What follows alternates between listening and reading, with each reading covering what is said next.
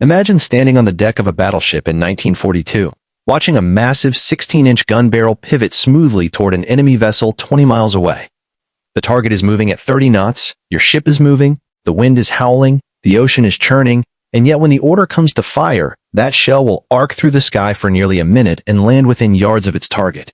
No computer chips, no digital processors, no satellites, just an intricate maze of gears, cams, and brass components working together in a mechanical symphony of mathematics and engineering. This is the story of fire control computers, the mechanical marvels that transformed naval warfare before the electronic age even began. Before we dive into the fascinating world of these machines, we need to understand the problem they were built to solve. In the age of sail, naval combat was brutally simple. You sailed your ship close to the enemy, sometimes within shouting distance, and you fired your cannons at point-blank range. Aiming was almost instinctive. You could see your target clearly, judge the distance with your eyes, and adjust your fire based on where the last shot landed. But everything changed when steam power and rifled barrels entered the picture in the late 19th century. Suddenly, ships could engage each other at distances of 10, 15, even 20 miles. At these ranges, you couldn't even see your target without powerful optical instruments. The shell itself would spend nearly a minute in flight, traveling in a massive parabolic arc through the atmosphere. During that time, both your ship and the enemy ship would have moved hundreds of yards from where they started. The problem wasn't just hitting a moving target. It was hitting a moving target from a moving platform while accounting for wind, air density, the rotation of the earth, the temperature of your gunpowder, the wear on your gun barrel, and a dozen other variables that all had to be calculated in real time. Human gunners simply couldn't do this math fast enough or accurately enough. A battleship might fire a salvo of 9 massive shells, each one costing thousands of dollars, and every single one would miss by hundreds of yards. Naval battles became exercises in statistical probability, with ships firing hundreds of shells and hoping that sheer volume would eventually result in a hit. The Navy that could solve this problem, that could turn gunnery from an art into a science, would dominate the seas. And so began one of the most fascinating engineering races in military history. The first attempts at mechanical fire control were remarkably crude by later standards. In the early 1900s, the British and Americans began developing simple mechanical devices that could help calculate range and bearing. These weren't really computers in any meaningful sense. They were more like sophisticated slide rules, mechanical aids that could speed up certain calculations, but still required human operators to feed in data and interpret results. The Dumaresq, invented by British Lieutenant John Dumaresq in 1902, was one of the earliest examples. It looked like a circular plotting board covered in scales and rotating arms. An operator would input the relative positions and speeds of 2 ships, and the device would mechanically calculate the rate at which the range was changing. But the real breakthrough came with an American named Hannibal Ford. Yes, that was actually his name, and yes, he lived up to it. Ford was an engineer working for the United States Navy in the early 1910s, and he had a radical idea. Instead of just helping humans calculate firing solutions, why not build a machine that could do all the calculations automatically? Ford designed what became known as the Mark I fire control computer, and it was installed on the USS Texas in 1916. This wasn't just a calculator, it was an analog computer that could continuously solve differential equations in real time using nothing but gears, cams, and mechanical linkages. Here's how it worked, and this is where things get really interesting. The fire control computer received inputs from multiple sources around the ship. Rangefinders on the mast would optically measure the distance to the target and send that data mechanically to the computer. Gyroscopes would measure the ship's own motion, its roll, pitch, and yaw. Anemometers would measure wind speed and direction. Officers would input the estimated speed and course of the enemy ship using cranks and dials. All of this information would flow into the fire control computer as rotating shafts spinning at different speeds and angles. Inside the computer, these inputs would drive an intricate mechanism of gears. Each gear ratio represented a mathematical operation. Addition was accomplished by combining the rotation of 2 shafts through a differential gear, the same kind of mechanism that lets the wheels on your car turn at different speeds when you go around a corner. Multiplication was achieved through cams and followers, where a rotating cam would physically displace a follower by an amount proportional to the input. Integration, the process of calculating continuous change over time, was accomplished through disc and wheel mechanisms where the position of a wheel on a rotating disc determined the rate of rotation of an output shaft. The computer would take all these inputs and calculate what's called the firing solution. This included the exact angle of elevation for the guns, the azimuth or horizontal direction they should point, and the precise moment when they should fire. The solution had to account for the ballistic trajectory of the shell, the fact that both ships were moving, the time delay between when the solution was calculated and when the guns actually fired, and even the fact that the ship would recoil slightly when the guns went off, potentially throwing off the aim of subsequent shots.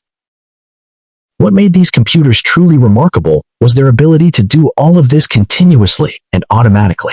They didn't just calculate one firing solution and stop.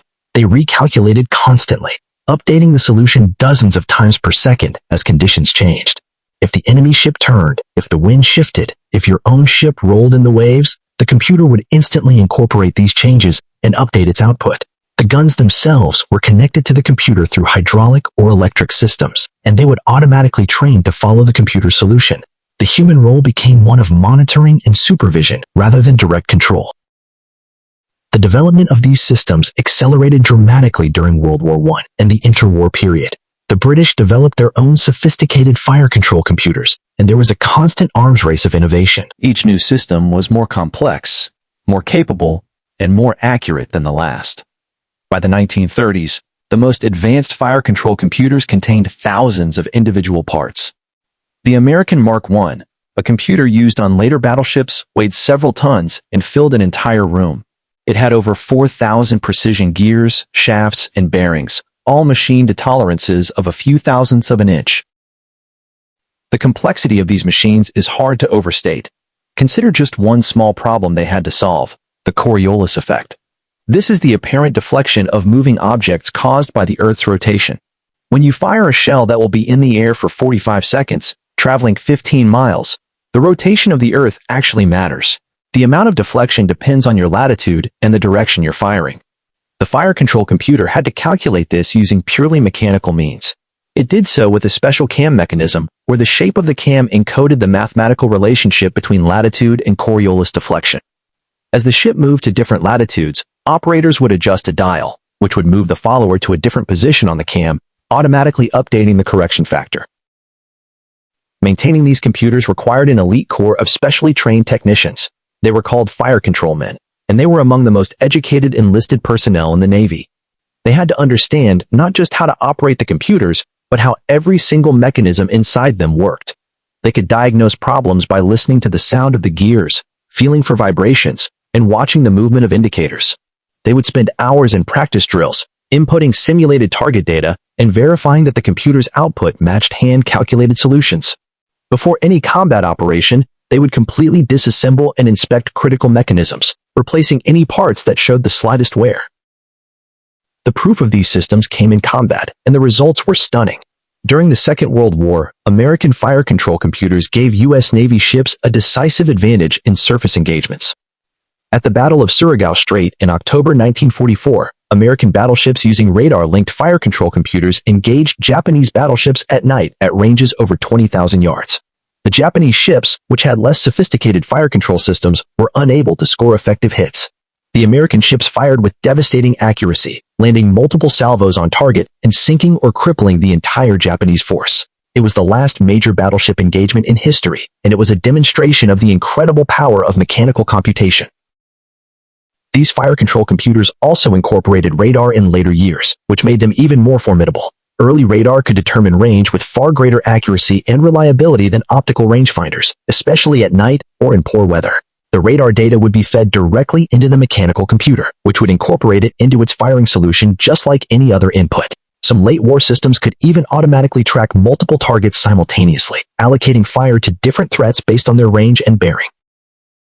But perhaps the most impressive thing about these mechanical computers wasn't their accuracy or their complexity, it was their reliability. These were machines operating in one of the harshest environments imaginable.